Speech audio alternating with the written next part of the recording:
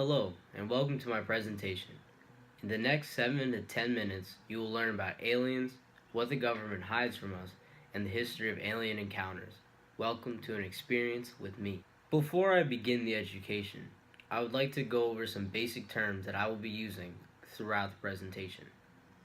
They are common terms, but just in case no one knows them, I will define them.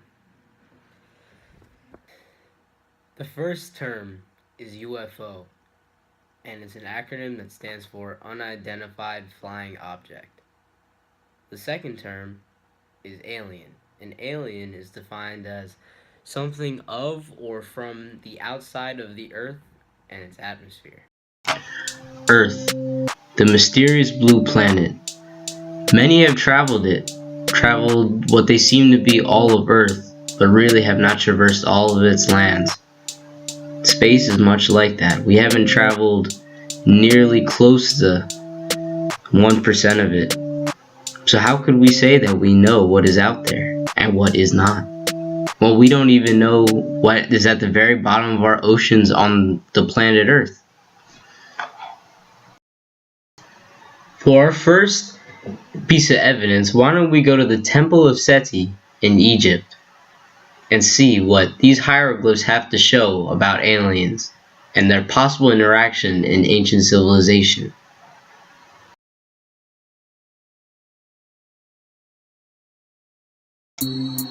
These are hieroglyphs found inscribed in a wall that was buried in a tomb of a very famous pharaoh.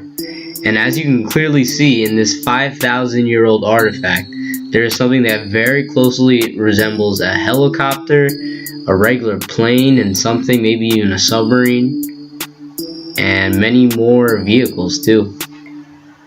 How could these Egyptians, 5,000 years ago, people who did not even know what a car was, people who was pushing huge blocks of stone up hills on logs, how could they possibly know to even draw what a helicopter looks like, a plane looks like, almost to exact a likeness? Let's look at another piece of evidence that was found in the Temple of Seti on a different panel in a different location of the temple. It is an image of a woman with an irregular head, and she seems to be holding something of life, but clearly she holds it very valuable because she holds it to the sky. But the thing is, these things don't look human. On the left you'll see a panel on the wall from the temple. On the right is just a reference point of a statue also found in Egypt. Now, the things they have in common is the larger woman on the left panel and the woman on the right both have elongated skulls.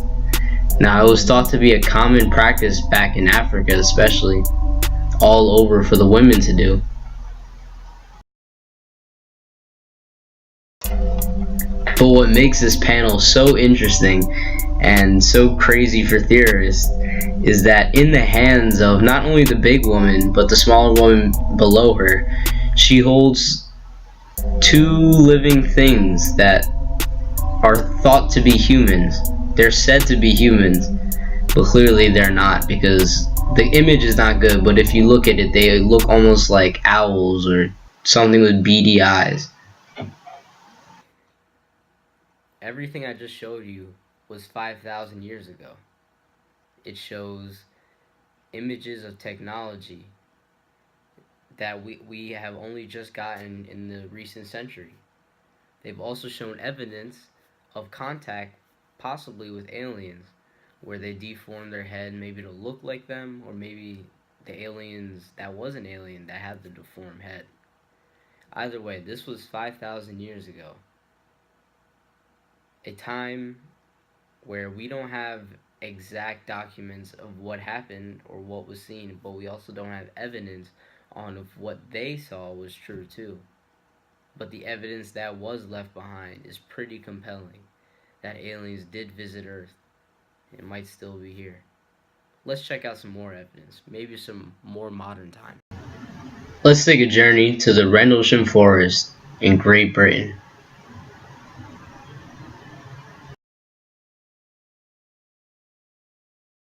On December 26, 1980, Colonel Halt, who worked for the U.S. Air Force and was working at the base on the time, was on security patrol near the east gate of Woodbridge, and he saw some lights.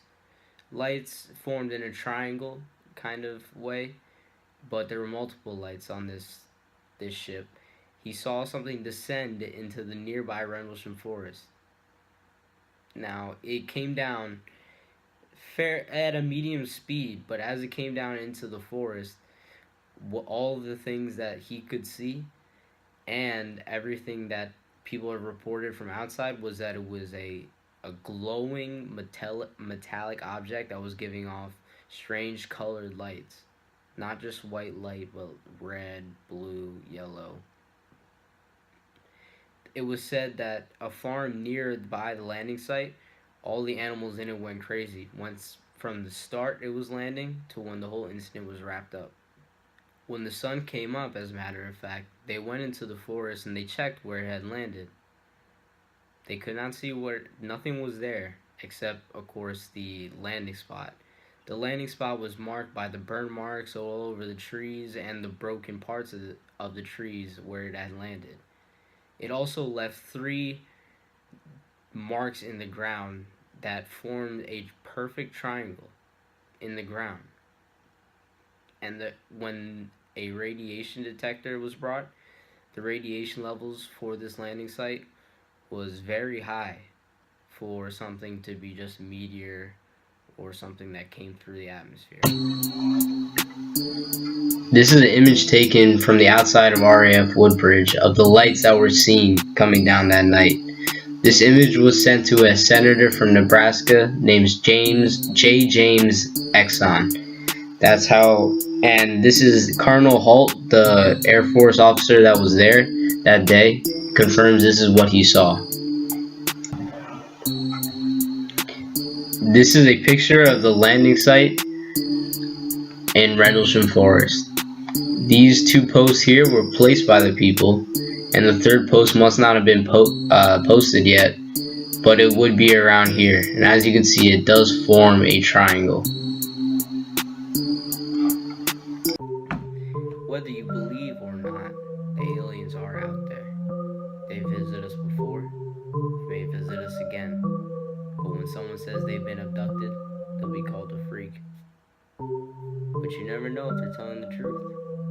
Maybe they really were abducted. Maybe you're next. Hopefully, I taught you something very well today, and I hope you really let that sink in your brain and think different about what's out there. It's a big world out there, and it's an even bigger universe.